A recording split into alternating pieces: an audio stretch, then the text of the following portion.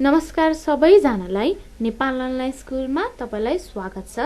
आज चाहिँ हामी फेरि अर्डर अफ नम्बर पढ्न गइरहेछौँ।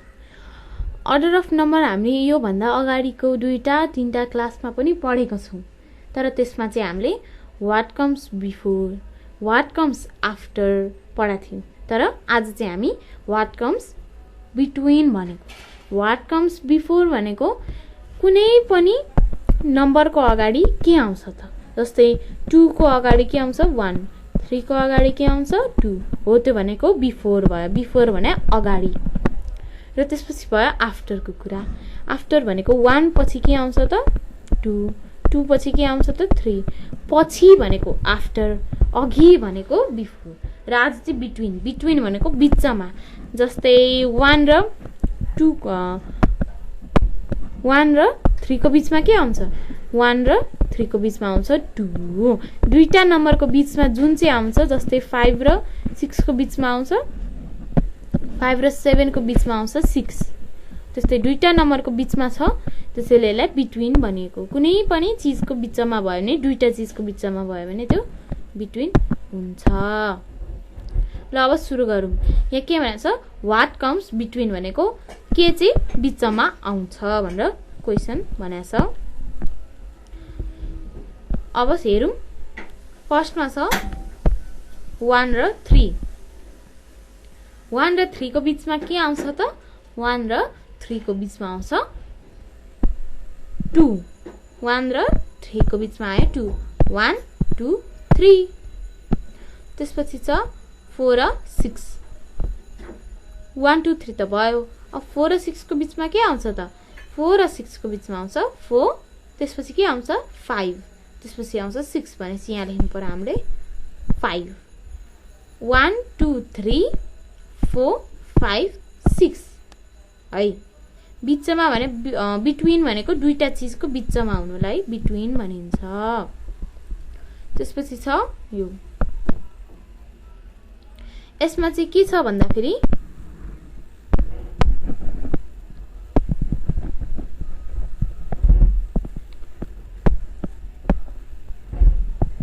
एकछिन है।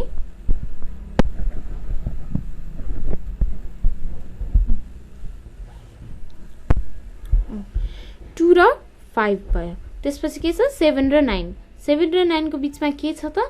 7 र 9 को बीचमा छ 1, 2, 3, 4, 5, 6, 7, 8 भनेपछि हामीले यहाँ लेख्नु पर्यो 8 अनि 9।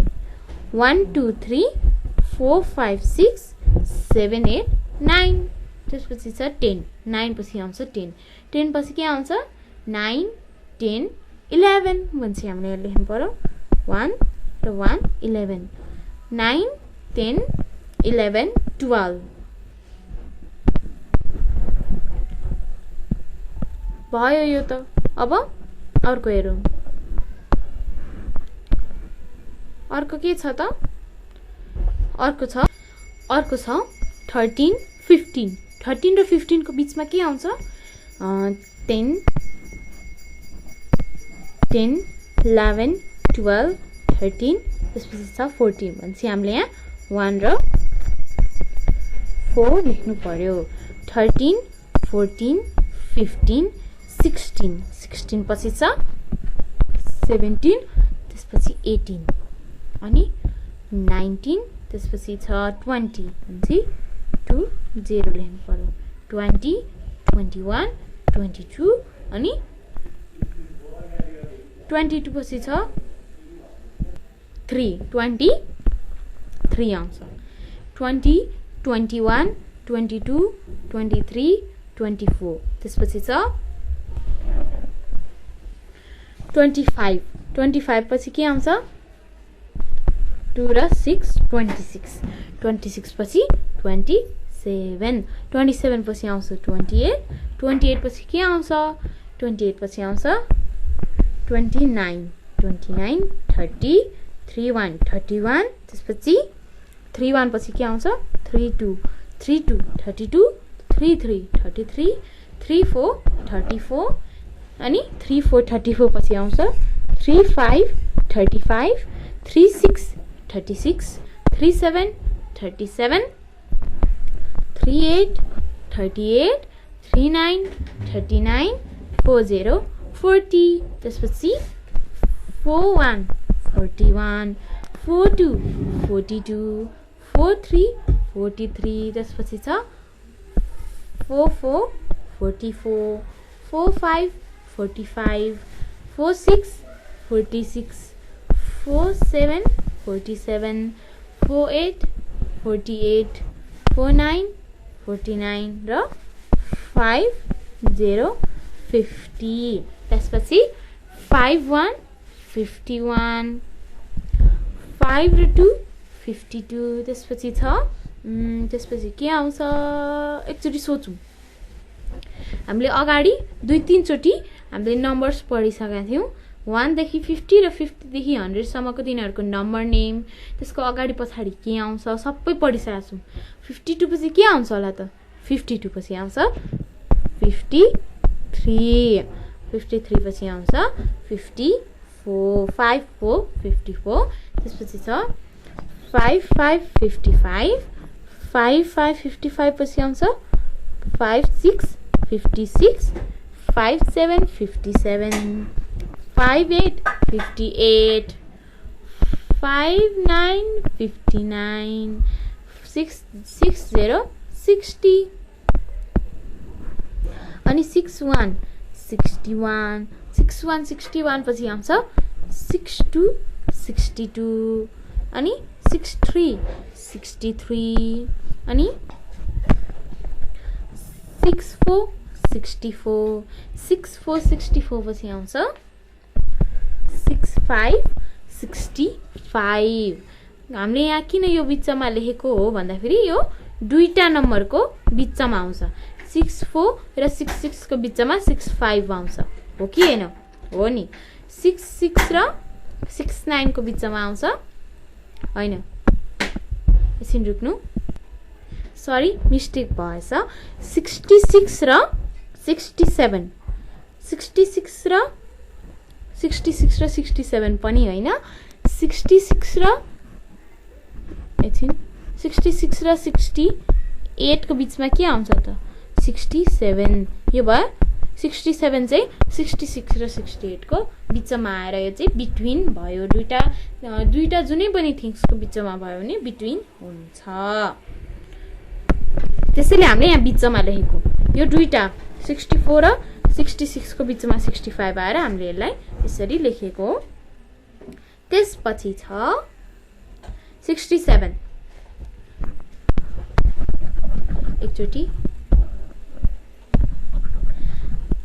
इरेज भएछ त्यसैले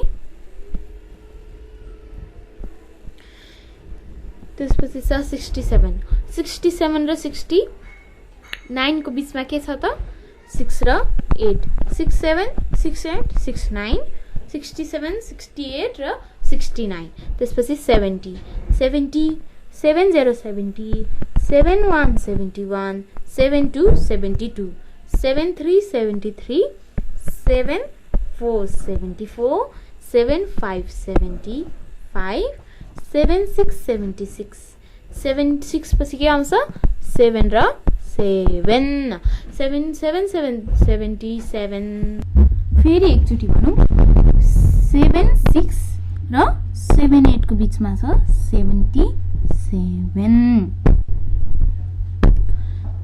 76 77 78 79 79 पछि आउँछ 8 र 0 80 79 79 79 80 80 81 81 79 र 81 को बिचमा 8 र 0 80 आउँछ त्यसपछि छ 79 79 80 80 81 81 82 82 82 82 पछि आउँछ 83 83 अनि 84 84 82 82 र 84 84 मा तिनीहरु दुईटाको बिचमा आउँछ 83 83 त्यसपछि 85 85 र 87 87 यिनीहरु दुईटाको बिचमा हुन्छ 86 8 85 86 87 88 त्यसपछि हुन्छ 88 88 पछि आउँछ 89 89 त्यसपछि हुन्छ 90 90 88 88 89 89 90 90 अनि 91 91 91 91 पछि आउँछ 92 92 अनि 93 93 91 91 92 92 93 93 94 94 94 पछि 94 पछि आउँछ 95 95 अनि 96 96 97 97 अनि 97 97 पछि आउँछ 98 98 99 99 100 100 पछि आउँछ 100 1 अनि 102 100 भने 100 101 भने 101 अनि 102 भने 102 आज चाहिँ